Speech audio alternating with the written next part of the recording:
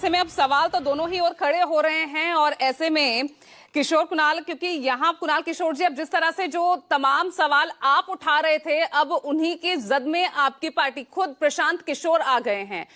किस तरह से शेल कंपनी से जो चंदा आपको मिल रहा है, कितना उसमें से खर्च हो रहा है, घाटे वाली कंपनियों को ना सिर्फ महाराष्ट्र से, वेस्ट बंगाल से भी जो कमाई, जो चंदा आ रहा है, अब इसका हिसाब तो आपको भी देना होगा ना, क्योंकि आरोपों की जद में तो आप भी आ गए। पूजा जी नमस्कार। मैं तो जदयू का प्रवक्ता हूँ और अगर आप मेरा पक्ष जानना चाहते हैं तो मैं स्पष्ट कर दूं कि प्रशांत किशोर को इन सारे सवालों का जवाब देना होगा। और सबसे पहले बिहार में हमारे माननीय मुख्य प्रवक्ता नीरज कुमार जी ने बाकायदे प्रेस कॉन्फ्रेंस करके इन सभी सवालात को उठाया था और प्रशांत किशोर जी इन सवालों का जवाब देना मुनासिब नहीं समझे। वो लगातार सवाल करते रहे हैं, लेकिन जब वो सवाल उनके ऊपर उठता है तो वो चुप्पी साध लेते हैं। सवाल ये उठता है कि एक व्यक्ति पहले कैग बनाता है, फिर आईपैक बनाता है, फिर बात बिहार की कैंपेन चलाता है और फिर जन स्वराज बनाता है। और अगर आप देखेंगे तो इसमें से किसी भी कंपनी या किसी भी ऑर्गेनाइजेशन में प्रशांत किशोर जी लीगल लाइबिलिटी को होल्ड नहीं करते हैं। उनका कोई लीगल लाइबिलिटी नहीं बनता है। वो कहीं पे ऑफिस बीआरओ के पद पे नहीं होते हैं। जब वो आईपैक बनाते हैं तो उसको भी वो डिजोल्व कर देते हैं अगले 2 साल में। बात बिहार की 2 महीने का कैंपेन चला। और जो जन स्वराज की बात आती है तो जब आप उनके वेबसाइट को देखेंगे ठीक तो है, वो जन वेबसाइट पे स्वराज लिखा के भी हमारे साथ विवेक जी भी जुड़ेंगे, उनसे मैं बिल्कुल सवाल लूंगी, लेकिन वो मुझसे गलती हो गई कुणाल किशोर जी। लेकिन हुआ। यहाँ पर नीतीश कुमार का अभी तक कोई आधिकारिक बयान नहीं आया है। ठीक है, देखिए नीरज कुमार जी नीतीश, जरूर सवाल पूछ रहे हैं, लेकिन भाई पहली बार ऐसा हुआ कि आपके नेता, आपके मंत्री सवालों के घेरे में, भ्रष्टाचार के आरोप में वो भी। हाँ पूजा जी, इससे पहले भी कई वाकया हुए हैं बिहार में हमारे दल में, जिसमें हमारे मंत्री पे आरोप लगा था और मंत्री जी ने रिजाइन किया था।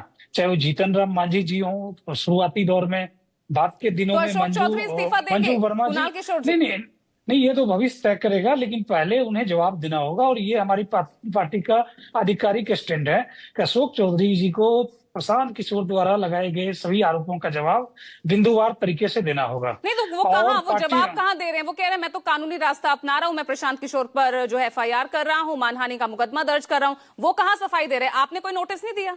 कारण बताओ नहीं नोटिस। नहीं नहीं नहीं, बिल्कुल। देखिए, प्रशांत किशोर के खिलाफ अगर उनके पास साक्ष्य है और साक्ष्य के सहारे वो कानूनी कार्रवाई करने के लिए बढ़ रहे हैं, तो हम समझते हैं यही हमारे पार्टी का आधिकारिक स्टेप होगा, आधिकारिक कदम होगा।